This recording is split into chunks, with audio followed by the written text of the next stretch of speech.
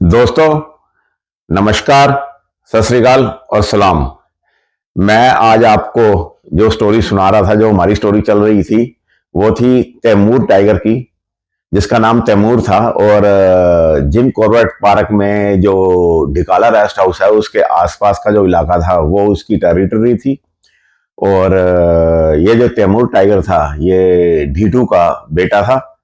और इससे पहले जो शेरू टाइगर था, शेरू नाम का टाइगर, वो भी मैनेटर स्टैब्लिश हुआ था। उससे लड़ाई करके, टेरिटरी फाइट में ये हार कर, मोटा साल की तरफ के पास इसका युद्ध हुआ था उसके साथ। और उससे युद्ध हार कर ये रेस्ट हाउस जो है डिकाला का, उसके आसपास के इलाके को इसने अपना इलाका बनाया था। और दोस्तों, आप मेरे चैनल के साथ बने रहना। मैं आपको इसमें मैन ईटर टाइगर की स्टोरियां सुनाता रहूंगा और खूनी हाथियों की स्टोरी भी डालूंगा इसमें मैं। अब मेरे पास इतनी स्टोरी है दोस्तों, मैन ईटर टाइगर की और मैन ईटर लेपर्ड की और खूनी हाथियों की, तो मेरे को समझ में नहीं आता कि कौन सी स्टोरी मैं पहले डालूं और किसको मैं बाद में डालूं। बहरहाल, मेरे को जैसे कोई स्टोरी याद आती है मैं वही डाल देता हूं, लेकिन स्टोरी मेरे पास बहुत है। इतनी स्टोरी है कि कुछ स्टोरियां तो ऐसी हैं कि साथियों, वो आपको किसी ने सुनाई भी नहीं होगी पहले। ऐसी ऐसी स्टोरी मैं आपको सुनाऊंगा मैनेटर टाइगर की, इसलिए आप मेरे चैनल के साथ बने रहना दोस्तों। और आज मैं ये जो ब्लॉग बना रहा हूँ, अपने घर से बना रहा हूँ दोस्तों। ये मेरा ड्राइंग रूम है जहां से मैं बना रहा हूँ। मैं आपको थोड़ा सा व्यू, ये देखिए दोस्तों, ये किचन है सामने। और बाहर स्नोफॉल हो रहा है, तो इसलिए फिर मैंने सोचा चलो मैं अपने लिविंग रूम से ही बनाता हूँ। ये देखिए दोस्तों, ये बाहर का सीन है। और ये वाइट सब स्नो पड़ी हुई है। मैं आपको डोर खोल के दिखाता हूँ, फिर मैं अपनी स्टोरी शुरू करूंगा दोस्तों। ये मैं मेन गेट खोलता हूँ। आप देखिए, ये कनाडा में ये कार खड़ी है मेरे सामने, और ये स्नोफॉल, सब स्नो वाइट हुआ पड़ा है दोस्तों, देखो। और -5 टेम्परेचर इस टाइम चल रहा है। ये देखिए दोस्तों, कैसे स्नो के ढेर लगे हुए हैं। और ये क्रिसमस ट्री है मेरे घर के आगे। और मैं डोर बंद करता हूँ, टेम्परेचर काफी लो है। और आपको तैमूर टाइगर की स्टोरी सुनाता हूँ दोस्तों।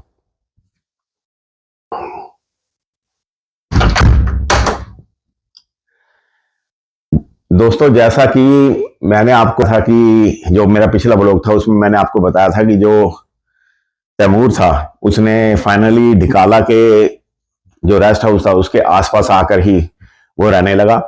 और दोस्तों, ये जो ढिकाला का जो रेस्ट हाउस है, उस समय की मैं बात बता रहा हूँ आपको। 85 की, 86 की बातें बता रहा हूँ मैं आपको, 84 की बातें बता रहा हूँ। और उस समय ये जो ढिकाला का रेस्ट हाउस था, इसके चारों तरफ एक खाई खोदी होती थी। खाई खोदी हुई थी। खाई मीन्स जैसे हम मकान की नींव खोदते हैं ना मकान बनाने के लिए, तो ऐसी ही गहरी नींव खोदी होती थी चारों तरफ। और उसकी चौड़ाई करीब 6-7 फीट वो चौड़ी होती थी। हो सकता है 8-10 फीट भी चौड़ी हो। और गहराई उसकी कम से कम एक इंसान के बराबर आप मान लो, करीब 5-5.5 फुट वो गहरा खड्डा होता था, चारों तरफ खोदी हुई थी वो। बस वही प्रोटेक्शन थी वो जंगली जानवरों से। और फेंसिंग की ऐसी कोई भी व्यवस्था नहीं थी, इलेक्ट्रिक फेंसिंग की कोई व्यवस्था नहीं थी वहां पर। और रात को वो जो 5-6 फीट की जो खाई होती थी, उसको हिरन आराम से कूद कर आ जाते थे। और सिर्फ एक गेट होता था, और उस गेट को बंद कर दिया जाता था रात को। उस गेट से ही जो एम्बेसडर गाड़ी होती थी, या जो जोंगा, उस समय जिप्सी तो होती नहीं थी, या जो जोंगा जीप होती थी, या कोई मेटाडोर होती थी, या कोई पर्सनल गाड़ी लेकर भी उस समय जाते थे। मैं कई बार मारुति 800 लेके गया हूँ, और अपनी जैन कार से भी मैं गया हूँ। लेकिन उससे पहले मैं वहां पर प्राइवेट गाड़ी से जाता था, या मेटाडोर से जाता था, या फिर उससे बहुत पहले, उससे पहले भी 83 में, 84 में सरकारी बस भी जाया करती थी। केवल एक ही बस जाती थी, रामनगर से चलती थी और ढिकाला पहुंचती थी। सुबह 10 बजे चलती थी। उसका 3, 2.5, 3 रुपए, 4 रुपए ऐसे कुछ किराया होता था। तो उसका भी मैंने इस्तेमाल किया है ढिकाला पहुंचने के लिए। बहरहाल, वो जो ढिकाला का रेस्ट हाउस था उसमें शाम को 7-8 बजे एक्टिविटी धीरे धीरे मनुष्य की कम हो जाती थी। उस समय आज की तरह इतना टूरिस्ट भी नहीं आता था, और बहुत कम वहां पर उस समय रूम अवेलेबल होते थे, क्योंकि अभी तो नए रूम ही बन गए हैं। वो पुरानी लॉन्ग हट वगैरह होती थी, और अपने टेंट भी लगाकर टूरिस्ट रह सकते थे, और इतना क्रेज उस समय नहीं था, और टूरिस्ट कम आया करते थे। तो दोस्तों, रात को क्या होता था, जब ह्यूमन की एक्टिविटी कम हो जाती थी और अमूमन 9 बजे सब सो जाया करते थे, तो जो हिरन होते थे और जो जंगली सुअर होते थे और इवन सांबर भी, वो जो खाई होती थी उसको कूद करके अंदर आ जाते थे। और उसको जंप करके अंदर आना टाइगर के लिए भी कोई मुश्किल काम नहीं था। तो ये जो ढीठू था, ढीठू नहीं, ढीठू का बेटा था ये तैमूर। ये जो तैमूर था, ये अक्सर रात को ढिकाला के रेस्ट हाउस के अंदर आकर के कभी चीतल का शिकार कर जाता था, कभी ये सांबर का शिकार कर जाता था, कभी जंगली सुअर का शिकार कर जाता था।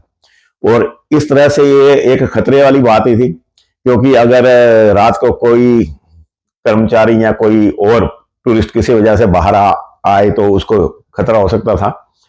लेकिन इसने ऐसा कोई किसी इंसान पे अटैक नहीं किया, लेकिन खतरा तो हो सकता था। अगर अचानक कोई इंसान सामने टाइगर पे आ जाए तो टाइगर अचानक किसी इंसान को देख करके अटैक कर देता है।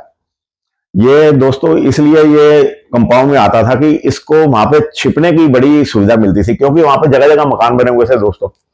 तो मकान बने थे, उसकी दीवार के साथ रेंगता हुआ ये आता था, और हिरनों को पता भी नहीं चलता था, डियर्स को पता भी नहीं चलता था। उनको तभी पता चलता था जब ये एक छलांग लगा करके उनको ऊपर सवार हो जाता था और पकड़ लेता था।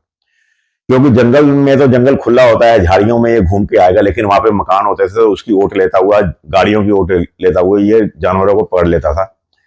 तो इस प्रकार इसने कई डियर और कई सांबर और जो जंगली सुअर है वो रेस्ट हाउस के अंदर मारे, और सुबह उठ करके ही पता चलता था उसकी, या ब्लड मिलता था या रिमेनिंग पार्ट मिलते थे या घिस्टन के निशान मिलते थे, तो उससे आइडिया हो जाता था कि रात को यह शिकार कर गया है टाइगर।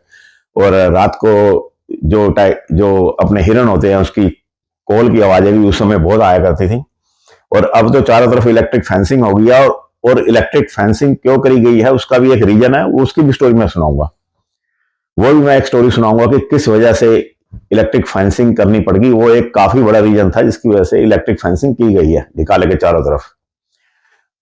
तो दोस्तों, इस प्रकार वो शिकार कर लेता था। तो अब ऐसे करते करते उसने एक बार एक एलिफेंट का शिकार कर लिया।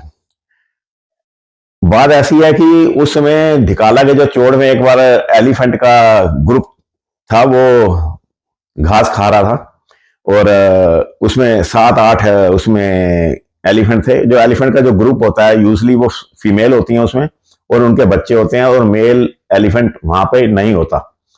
मेल एलिफेंट जो होता है वो सिर्फ कभी तभी साथ में आते हैं झुंड के, जबकि मीटिंग सीजन होता है। और जब हाथी मस्त हो जाता है तो वो तब आता है। अमूमन जब कोई बच्चा बड़ा हो जाता है तो जो ग्रुप, जो एक झुंड होता है हाथियों का, वो उसको भगा देते हैं मेल हाथी को। तो ये एक ग्रुप था, फीमेल हथनियां थी, और उनके 3-4 बच्चे थे। 8-10 या 9 ऐसे कुछ हाथी रहे होंगे वो। और ये लगा उनका पीछा करने। अब पहले तो जो हथनियां थी उन्होंने अपने बच्चों को अपने अंदर घेरे में ले लिया, अपनी टांगों के बीच में कर लिए जो छोटे बच्चे थे, और जो टीनेजर 2-3 बच्चे थे उनको अपने घेरे में ले लिया, और मुंह बाहर करके फुफकार करके टाइगर का मुकाबला करना शुरू किया। लेकिन तैमूर था तो ढीठू का बेटा ही, और ढीठ बड़ा था, उसके डीएनए इसके अंदर थे, और वैसे भी कद्दावर शरीर और बड़ा शरीर था। और धाड़ने की तो जैसे मैंने आपको बताया इसके बिहेवियर था, ये धाड़ता बहुत था। अमूमन टाइगर धाड़ते नहीं है ज्यादा, लेकिन ये बेबात पे धाड़ता रहता था। और इसने जब 2-3 बार रोरिंग करी तो जो हथनियों का जो झुंड था उनका साहस जवाब दे गया, और वो लगे भागने। और जब भागने लगे थे ये उनका पीछा करने लगा। अब ये पीछा भी करता था लेकिन अटैक भी नहीं करता था, उनको दौड़ाने लगा। अब वो दौड़ते गए तो कभी फिर रुक जाते थे, और फिर इसका मुकाबला करने के लिए सूंड अपने अंदर, जो सूंड होती है वो हाथी का सबसे सेंसिटिव पार्ट होता है, क्योंकि उसी से उसने खाना खाना होता है तोड़ करके, और उसी से उसने पानी पीना होता है। अगर सूंड जख्मी हो जाए तो हाथी धीरे धीरे कमजोर होता जाता है और मृत्यु को प्राप्त हो जाता है। तो सूंड को वो क्या करते हैं, अंदर को लपेट लेते हैं, अंदर को लपेट करके माथा झुका करके और पैर से किक मारने की कोशिश करते हैं। तो अब वो मुकाबला करने के लिए तैयार हो जाते थे और ये फिर दहाड़ मारता था और उनके चारों तरफ चक्कर काटता था, उनका फिर हिम्मत जवाब दे जाती थी, वो फिर भागते थे। तो इस प्रकार 3 4 5 घंटे तक ये उस झुंड को दौड़ाता रहा। पहले वो जो झुंड था वो जो चौड़ा है डिकाला का, वहां से वो भागा मोटा साल की तरफ। मोटा साल के साथ में एक सड़क बॉर्डर बनाती है जंगल का और चौड़ का, जो जंगली ग्रास लैंड है उसका। उस सड़क उसने उस जंगल के अंदर वो जा ही नहीं पाए। वो उस सड़क के साथ साथ ही उधर ही चले जिधर एक लेक बनी हुई है, रामगंगा नदी जाकर के एक बहुत बड़ा तालाब, एक बहुत बड़ी झील के रूप में परिवर्तित हो जाती है और वहां पे उसका पानी इकट्ठा किया गया है, कालागढ़ डैम है आगे, वहां तक गए। फिर उसके बाद नदी के साथ साथ वो झुंड भागा और पीछे पीछे ये तैमूर जो शेर था ये भी भागा। और इस बीच इसने कई टाइगर की, 2 3 टाइगर की टेरिटरी भी क्रॉस कर ली और वहां पर ऐसा कोई भी टाइगर नहीं था जो इसका मुकाबला कर सके। ये बेखौफ 4 5 जो टाइगर आसपास थे उनकी टेरिटरी में घूमता रहता था, क्योंकि ये धीरे धीरे समय के साथ काफी बलशाली टाइगर हो गया था और फुल यंग एज में था, 6 7 साल की इसमें इसकी एज थी। और 6 7 साल का जो टाइगर होता है वो फुल जवान होता है। तो इस प्रकार हाथियों को इसने थका दिया। 8 9 घंटे की इस कश्मकश में हाथी बुरी तरह थक गए और उन्होंने ना खाना खाया ना इसने उनको पीने दिया पानी भी। यूजली जो दोस्तों जो हाथी होता है उस वो दिन में 24 घंटे में 12 से लेकर 16 घंटे तक ये वो खाता है। वो हाथी जड़े खाता है दोस्तों, वो पत्ते खाता है, वो छाल खाता है पेड़ों की, और उसके अलावा घास खाता है वो। और इस प्रकार हाथी के खाने की जो टाइम है वो 12 से 14 16 घंटे तक हाथी खाता रहता है। उसका इतना बड़ा शरीर होता है और ऊपर से वो वेजिटेरियन होता है, तो उसकी खुराक के लिए उसको अपने विटामिन मिनरल्स की पूर्ति करने के लिए उसको लगातार खाना पड़ता है पूरे बड़े शरीर के लिए। तो इस प्रकार हाथी 12 से लेकर के 16 घंटे के बीच करीब करीब 130 किलो चारा खा जाता है। एक जो स्वस्थ फुल ग्रो हाथी होता है उसको कम से कम 130 किलो 24 घंटे में चारे की जरूरत होती है। और इसी प्रकार जो पानी होता है, हाथी जो पानी होता है एक दिन में करीब करीब 200 लीटर के आसपास पानी पी जाता है 24 घंटे में। और लेकिन एक सिटिंग में अगर हाथी बहुत प्यासा हो गर्मियों के दिनों में तो एक सिटिंग में कई बार वो 80 लीटर से लेकर के 100 लीटर पानी भी एक ही सिटिंग में पी जाता है।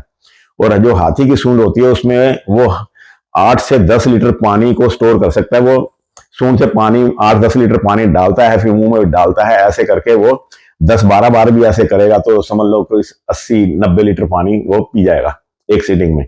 और पूरे दिन में 200 250 लीटर तक पानी हाथी पी जाता है।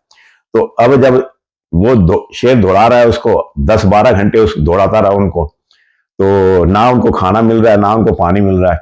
और इसी भगदड़ में एक जो टीनेजर जो हाथी था वो पीछे रह गया और इसने जाकर के उसके ऊपर छलांग लगा दी। तैमूर ने छलांग लगा करके पीछे से, और उसको जो उसकी पीछे की टांगे थी वो इसने इंजर्ड कर दी। और पंजे तो आपको पता है टाइगर के सबसे स्ट्रॉन्ग पंजे होते हैं, जितनी भी ये कैट फैमिली है इसमें सबसे स्ट्रॉन्ग और सबसे हैवी पंजे टाइगर के ही होते हैं। अब वो हाथी बुरी तरह से चिल्लाया और चिल्ला करके, और जब वो पीछे की तरफ उसने सूंड घुमाई तो इसने जंप मार करके उसकी सूंड पकड़ ली। अब सूंड पकड़ ली तो जो हाथी आगे भाग रहे थे वो वापस, जो हथनियां थी वो वापस पलटी और पलटी। और जब वो वापस पलटी तो उनको अपनी तरफ खूंखार रूप से आता देख करके तैमूर उस टीनेजर हाथी को छोड़ के भाग गया। और जब हाथी को छोड़ के भाग गया, अब हाथी तो इंजर्ड हो गया था, पीछे से भी इंजर्ड हो गया था, उसकी सूंड भी उसने इंजर्ड कर दी थी। अब हथनियों पे ऐसा खो बैठा कि वो फिर भागने लगी और उनकी कोशिश थी कि उस घायल हाथी को अपने साथ रखें, लेकिन अब उसकी चाल में वैसे भी कमजोरी आ गई थी। वो एक तो इंजर्ड हो गया था, ऊपर से उसने खाना भी नहीं खाया था 8 10 घंटे से, और ना वो पानी पीने का उनको मौका मिला। तो वो फिर पिछड़ गया। जब फिर पिछड़ गया तो ये जो तैमूर था इसने एक छलांग मारी और उसकी पीठ पर सवार हो गया। क्योंकि जो टीनेजर जो हाथी होता है उसकी जो हाइट होती है दोस्तों वो 6 फीट 7 फीट के आसपास होती है।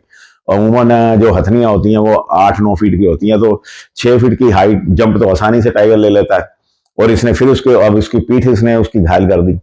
और ऐसे ही ये 2 3 बार इसने उस पर अटैक किया और फाइनली जो हथनियों का ग्रुप था, वो भागता हुआ जंगल की तरफ निकल गया और वो हाथी टीनेजर पिछड़ गया और इसने फाइनली उसको गले से पकड़कर उसको दबाया और उसकी सूंड पकड़ ली और उसकी सांस की नली बंद करके उसकी सांस आनी बंद होगी उसको, और बहुत बुरी तरह से उसने इंजर्ड किया। वैसे जो टाइगर होता है वो इंजर्ड नहीं करता टाइगर लायन के मुकाबले।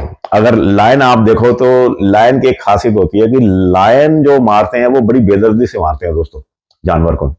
लायन की एक आदत होती है कि वो ग्रुप में पकड़ते हैं और एक लायन जो होता है वो गर्दन पकड़ता है, दूसरा लायन जो होता है पीछे से इंजर्ड करता है, और कई बार तो जानवर पूरी तरह से मरा भी नहीं होता और लायन उसको खाना शुरू कर देते हैं अलाइव कोई। लेकिन टाइगर एक जेंटल प्रीडेटर है, ये कभी भी जिंदे जानवर को कभी खाता नहीं है। बहुत रेयर शायद कोई सीन ऐसा हो जब टाइगर ने किसी जिंदा ही जानवर को खा खा जाए। पहले ये उसको प्रॉपर मारता है और जब ये उसको ग्रेब करता है गर्दन से तो उसके जो विस्कर होती हैं वो टच करती हैं बॉडी को और बता देती हैं कि जानवर में कितना संघर्ष करने की शक्ति बची है और वो मर गया है या नहीं मर गया है। बहरहाल इसने इस प्रकार रात भर उस एलिफेंट जो था टीनेजर उसकी बॉडी को फाड़ा और खाया, और इतनी बड़ी बॉडी को तो वो खा भी नहीं सकता था और उसके लिए घसीटना भी मुश्किल था, तो इसने उस बॉडी को वहीं पड़ा रहने दिया।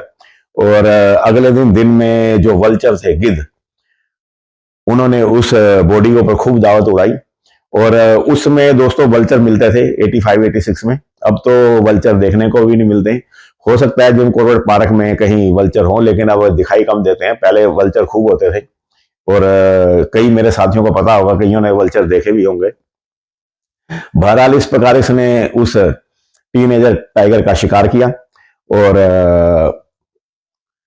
ऐसे ही एक बार इसने मेरी जो हथनी थी जिसके ऊपर मैं बैठ करके राइड ले रहा था जंगल के अंदर, मैं दोस्तों ये बात होगी 86 की, हाँ 86 या 87 की बात होगी, सन का तो मेरे को ध्यान नहीं है प्रॉपर। चेतना नाम की हथनी थी, वही चेतना हथनी जो कि महेश जो था एक चाराकट, जिसका जो महावत कल्लू था, कल्लू महावत की हथनी थी चेतना, और महेश को टाइगर ने मार के खा लिया था और वो टाइगर था शेरू, और उसी शेरू टाइगर ने बाद में सूबेदार अली को भी इंजर्ड किया था। तो वही हथनी चेतना थी, उसके ऊपर बैठ करके, और 3 जने और थे मेरे साथ में, हम टोटल 4 जने थे और साथ में 2 हथनियां और थी, एक रूप कली थी, एक शायद मलन कली, कुछ ऐसा ही कुछ नाम था। 3 हथनियों का ग्रुप था, जंगल में गया था। और जहां पे कि आजकल मचान है, बड़ी ऊंची मचान है, ये ढिकाला के पास में, उस मचान से होते हुए जो एक रास्ता, ठंडी सड़क जिसे बोलते हैं, सांबर रोड बोलते हैं, और वो रास्ता आगे जाकर के रामगंगा के साथ साथ जाता हुआ आगे चैंपियन रोड को मिल जाता है। तो उधर की तरफ ये 3 हथनियां जा रही थी। तो ये जो ये शेर था, ये अपना तैमूर, जो मचान थी उसके पास ही कहीं ये बैठा हुआ था और इसने कोई वहां पे सांबर मार रखा था। और जब हथनियां वहां पे पहुंची तो ये बुरी तरह से गुर्राकर उनकी तरफ भागा।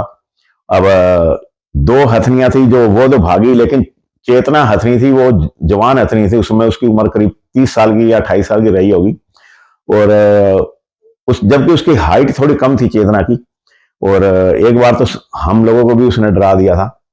तो जो चेतना थी उसने सूंड थोड़ी अंदर करके उसका मुकाबला करने के लिए तैयार होगी, और अगर हाथी सब भाग जाए शेर से डर के तो शेर फिर उसके पुट्ठों को घायल कर देता है, पीछे की टांगों को घायल कर देता है। इस बात को चेतना ने अच्छी तरह से समझा और उसके ऊपर जो महावत बैठा हुआ था कल्लू, वो भी अपनी जो अंकुश होता है, अंकुश एक तरह का लोहे का एक डंडा सा होता है जिससे कि हाथी को कंट्रोल किया जाता है, उसने चेतना को कंट्रोल करके रखा। और इस भगदड़ में कोई पर्सन ऊपर से गिर भी सकता था, अगर कोई गिर जाए तो फिर वो उस टाइगर तैमूर के द्वारा मारा भी जा सकता था। और लेकिन वो जो टाइगर था उसने उस जाने में नहीं दिया हथनी को और उनके चारों तरफ घुराने लगा। और वो कोई साधारण टाइगर तो था नहीं, वो टाइगर था एलिफेंट किलर टाइगर, जो कि पहले भी एक एलिफेंट को मार कर खा चुका था। और एलिफेंट से तो वो बिल्कुल नहीं डरता था। लेकिन चेतना हथनी की सराहना करनी पड़ेगी उसकी, उसने खूब अच्छी तरह से मुकाबला किया और 4-4 बार उस तैमूर टाइगर ने हथनी की तरफ दौड़ के आता था। जब थोड़ा सा गैप रह जाता था तो फिर पीछे चला जाता था। वो जो 2 हथनियां थी, दूसरी एक शायद मलन कली, एक रूप कली थी, वो तो थोड़ी पीछे हट जाती थी। लेकिन जो चेतना हथनी थी जिसके ऊपर मैं बैठा हुआ था, उसने पूरी ताकत के साथ मुकाबला किया इसका। और धीरे धीरे फिर हथनियां पीछे आ गई और जो तैमूर था उसने भी इंटरेस्ट दिखाना बंद कर दिया हथनियों में और वो अपने शिकार की तरफ चला गया। दरअसल तैमूर अटैक नहीं करता हथनियों पर, लेकिन जब कोई शेर जब शिकार को मार कर खा रहा हो और उसके पास अगर कोई अचानक पहुंच जाए, चाहे वो जंगली हाथी हो, चाहे वो पालतू हाथी हो, चाहे कोई कोई पर्सन हो, वो उसके ऊपर अटैक कर ही देता है। और खाते हुए टाइगर के पास पहुंच जाने पर टाइगर ज्यादा खतरनाक हो जाता है। तो इस प्रकार उस समय बहुत ज्यादा घबराहट हो गई थी और 10 मिनट तक तो दिल की धड़कन इतनी तेज हो गई थी कि ऐसा लगा था कि कहीं आज तैमूर हमें मार ही ना डाले, क्योंकि अगर वो हथनी के ऊपर जंप कर जाता और हथनी को इंजर कर जाता तो हथनी, यूजली क्या होता है अगर हाथी के ऊपर टाइगर अटैक कर दे तो हाथी जो होते हैं भाग जाते हैं, और वो भागते हैं तो वो ये नहीं देखते कि मेरे ऊपर भी पर्सन बैठे हुए हैं। वो हाथी जो अपनी हाइट जो होती है उसकी 8-9 या 10 फीट की अपनी हाइट के अकॉर्डिंग भागता है। जब वो अपनी हाइट के अकॉर्डिंग भागता है तो अगर वो तो ग्रासलैंड होगा तब तो ठीक है, और अगर वो जंगल में भागेगा तो जो पेड़ों की डालियां होती हैं वो ऊपर बैठे लोगों के सिरों पे लगती हैं, उनके शोल्डर पे लगती है, वो नीचे गिर जाते हैं। और जब वो नीचे गिर जाएंगे तो फिर आपको पता ही है, क्योंकि टाइगर पकड़ आसानी से पकड़ लेगा, टाइगर का मुंह पे ही गिर जाएंगे वो तो इस प्रकार अगर हाथी भागे तो उसके ऊपर बैठे जो पर्यटक होते हैं उनके लिए खतरा होता है। और दूसरी बात है, जो ग्रासलैंड होता है इसमें कहीं खड्डा होता है, कहीं ऊंची नीचे जमीन होती है, देखने को तो इक्वल लगता है, लेकिन नीचे फिर भी खड्डे फड्डे होते हैं। जो हाथी होता है भागता हुआ हाथी, वो बड़ी स्पीड से भागता है तो हिचकोले बहुत आते हैं उसकी पीठ पर, और अक्सर कई बार टूरिस्ट गिर जाते हैं। तो ऐसी घटनाएं जो होती हैं वो खतरनाक हो सकती हैं। तो इस प्रकार तैमूर टाइगर का खतरनाक रूप हमने देखा उस दिन। तो उसके बाद में दोस्तों एक दिन जो ये जो तैमूर था अचानक ही गायब हो गया, दिखना ही बंद हो गया। पहले तो ये डिकाला रेस्ट हाउस के आसपास रहता था तो अक्सर दिखता रहता था टूरिस्ट को और फॉरेस्ट वालों को, और जब 4-5 दिन तक ये दिखाई नहीं दिया तो इसकी खोज की जाने लगी हाथियों पर बैठ करके, और पूरे 1 वीक तक इसकी खोज करते रहे, लेकिन ये कहीं मिला ही नहीं। और 1 वीक क्यों, पूरा 1 महीने तक इसकी खोज करते रहे, कहीं नहीं मिला। तो बाद में ये आइडिया लगाया गया कि या तो ये तस्कर शिकारियों के द्वारा मार दिया गया है या फिर किसी टेरिटरी फाइट में ये मारा गया है। और यूजली दोस्तों क्या होता है, जब कोई टाइगर टेरिटरी के लिए फाइट करता है या फीमेल के लिए मेटिंग सीजन में वो फाइट करता है, और अगर वो युद्ध में मारा जाता है वहीं पर तो उसकी बॉडी मिल जाती है, और अगर वो इंजर्ड हो जाए तो इंजर्ड टाइगर वहां नहीं पड़ा रहता है। जब टाइगर इंजर्ड हो जाता है उसको पता लगता है, उसको ये मालूम होता है कि मैं अब बचूंगा नहीं, मर जाऊंगा, तो वो किसी गहरी झाड़ी में घुस जाता है या किसी गुफा में घुस जाता है और वहां पर अपने प्राण त्याग देता है।